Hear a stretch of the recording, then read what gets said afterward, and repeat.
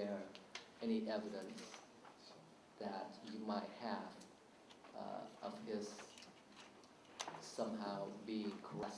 We have, as I've said in my opening statement, that the laws of Vietnam provide loopholes for corrupt officials to abuse villagers, to abuse believers, and to use the loopholes in the laws to benefit themselves and to benefit their families. Do you have any knowledge, any evidence of corruption on the part of Mr. Nguyen? Yeah, document about his corruption. Then in the end, some people call him his guy that 10% guy. That means every every investment deal, yeah, he got about 10% of. So Công giáo, that's what Công giáo. I I I I want to talk about whole develop about that, about $600 million USA, right? He get about 10% in that. So if you can provide me with, you said you have documents, if you can provide me with documents or maybe testimony from anyone, would be very beneficial to us. I don't have right now, but I can send to you later. Whole thing. Now, do you have, my last question, council's with you and me, do you have any officials higher than Mr. Nguyen be involved in this project, and how they themselves are benefited from this project? Your name and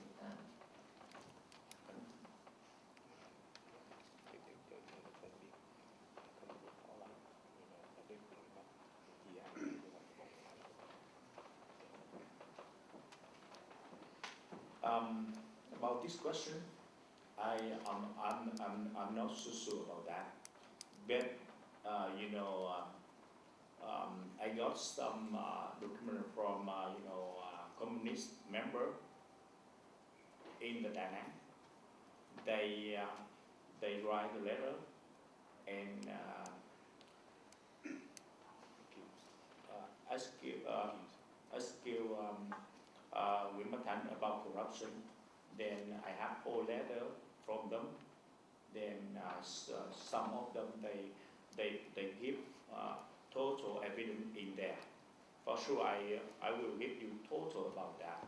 Thank you very much. You can get that. Thank you. And you, Mr. Smith. Thank you very much, Mr. Chairman. Let me ask first, again, I'm Joseph Cow mentioned a moment ago the United States, this is Secretary of State Hillary Clinton's statement, that the U.S. will continue to urge Vietnam to strengthen its commitment to human rights. I've been in Congress now 30 years, and both Mr. Wolf and I, who both got elected in 1980, have made human rights and humanitarian issues the centerpiece of what we do. And frankly, statements like that, with all due respect to the Secretary of State, clearly lack sincerity. It is not about a broadly stated concept that people who are being tortured or being deported or being mistreated in some other way or having their religious freedom savagely taken away from them. It's about the deeds and the deeds of countries like the United States to speak real truth to power, not in glib sentences that sound good, make for a great soundbite, end up in the AP or the AFP article that is then written. It looks like we were robustly raising human rights. And when I juxtapose her statement, which seemed to lack any kind of specificity, with the statement by Kurt Campbell as reported by AFP, Assistant Secretary for East Asian Affairs, Kurt Campbell said, "As I look at all the friends in Southeast Asia, I think we have the greatest prospects in the future with Vietnam."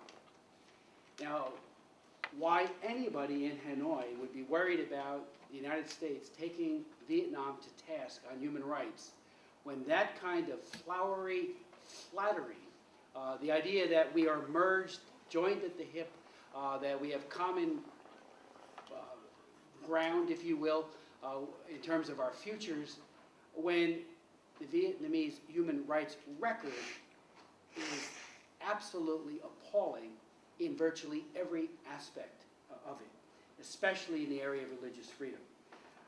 I think it's telling that it didn't happen until June, and the ratification still hasn't happened. But the International Religious Freedom prescribes an ambassador at large to deal with religious freedom. We went well over a year into this administration without that person being picked, and that person still is not at the helm of that religious freedom office. It's a revelation of priorities, and so with great disappointment, I raised the fact that, and we had invited, this commission wanted to hear from the administration, and has been, unfortunately, again, been blocked by sending no representative to appear at the witness table to not just give an accounting, but to give insight as to what it is this administration is doing with regards to religious freedom in Vietnam.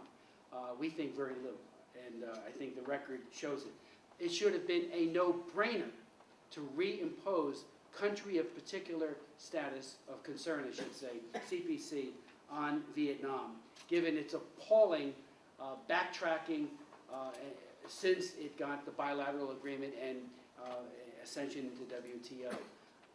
John Hanford, our former ambassador at large for religious freedom, felt that he had, quote, deliverables that the Vietnamese government was intent on providing, including no more forced renunciations of faith, that a new era was beginning in Vietnam. He, I think, was extremely well-meaning, but very naive, because as soon as the Vietnamese government, the economic benefits, there was a snapback to the old and even enhanced persecution of political and religious adherents. We look at the Block 8406. That great human rights manifesto has become a list of people that the Vietnamese government now hunts down, harasses, incarcerates, and tortures.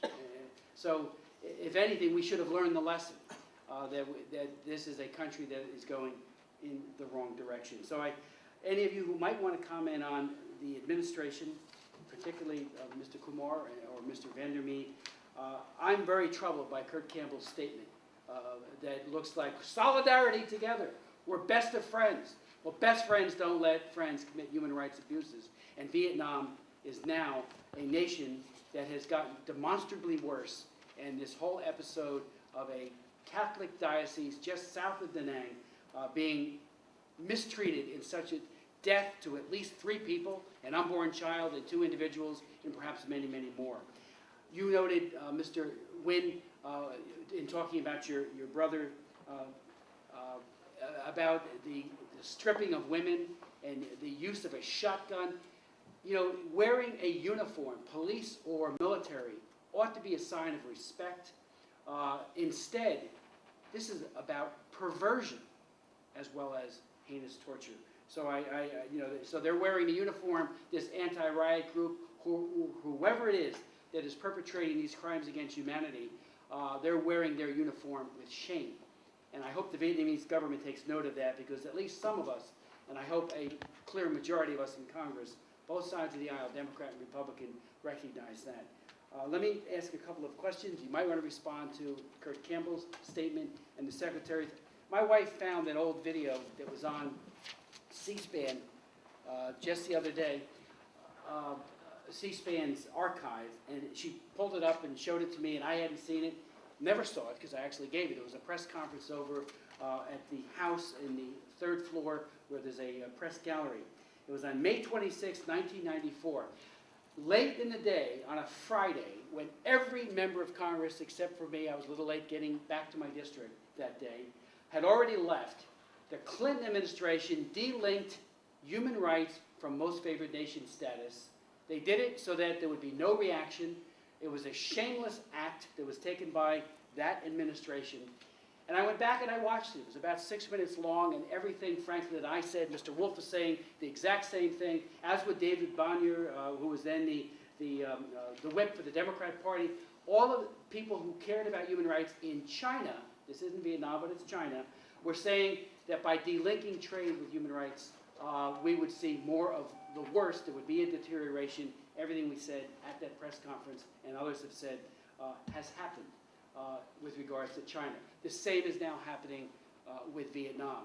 They got the economic benefit. It is right back to the same old bad old ways of torturing people, torturing them to death, and obviously cracking down on religion.